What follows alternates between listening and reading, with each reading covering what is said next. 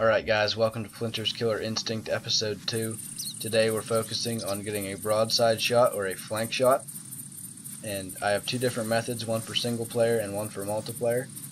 This first method is the single player method. So when you identify a call from an animal, or if you see an animal, find a spot where you want the animal to stop, walk to that spot, make sure you have a spot that you can ambush it, make the call, and then walk to your spot. And what I like to do is get on rocks. You can lay on the rocks and still be able to see as if you were crouching, but the animals won't see you as easily. So I'm going to crawl up on this rock and just wait for the animals to come in. Now what happened was they came in, and just as they were getting close they turned around and walked away. Calls only last so long before they lose effectiveness. Obviously this is just a game, so that's kind of the best way to put it. But anyway, I did the same thing, just in a little different spot here, and we got some black-tailed does coming to the call, and we're ranging them right here.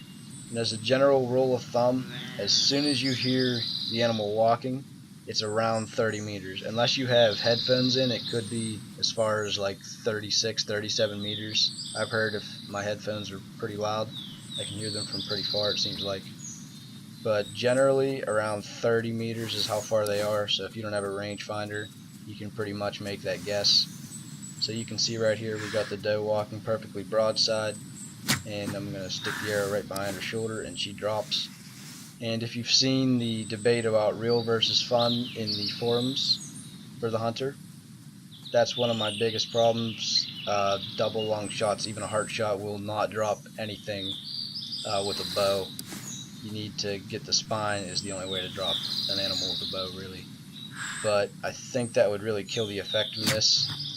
You can see we got another drop shot there. It would kill the effectiveness of bows if every animal you shot runs off anyway, if you know what I mean. So I kind of like how it is. I like the fun element of it. If you want, you can comment what your opinion on that is. But anyway, we're going to claim both these two does and then move on to the second method.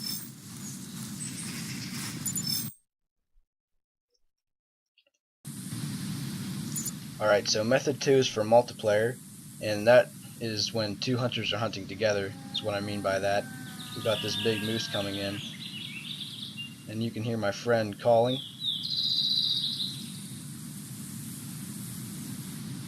So I'm going to show you where he is at. He is up to my right, about 40 meters from me, and up the hill from me.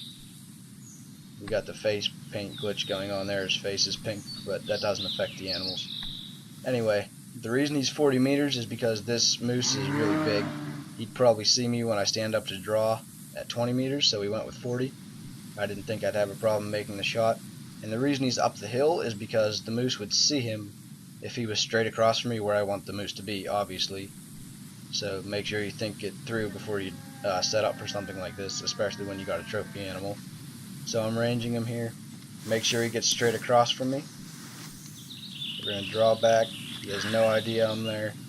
I couldn't get him to stop for long enough to get the shot off, so I stuck him while he was walking. Got him running away right now. So I get up to follow him.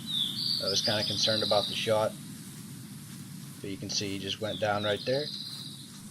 We're celebrating a little bit. And real quick, I'd like to address scent and scent sprays. In my experience, they don't work that well. I'm not saying that they don't work. They do bring animals in, but as far as getting a good broadside shot, a lot of times what happens is they come in and just stop and then just kind of linger there. I've definitely gotten broadside shots using them, but it's not always the best method.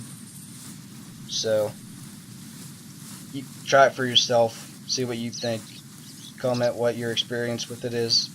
But so far I just use calls unless I'm at a bait barrel. A lot of times I use the scent sprays for other deer just to bring them in, that way I don't have to worry about calling as much. So let's check out the score of this moose. Nice 184. Get a cool trophy shot, and we're moving on. Now just real quick, I know you can drop moose doing this. You can drop moose straight on, call them straight in, and shoot them in the heart like that. But you know, that's not always a good idea. If you miss the heart, it could be a body shot, and that's not fun. So we're going to check this moose's score as well. Not very big, but he was a good test subject. Solid 106, that's not too bad.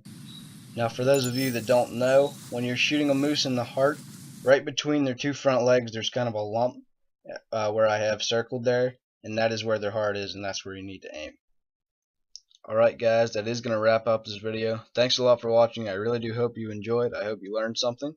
Please leave a like and subscribe to my channel, and don't forget to follow me on Twitter at Flinter_. I'll see you next time.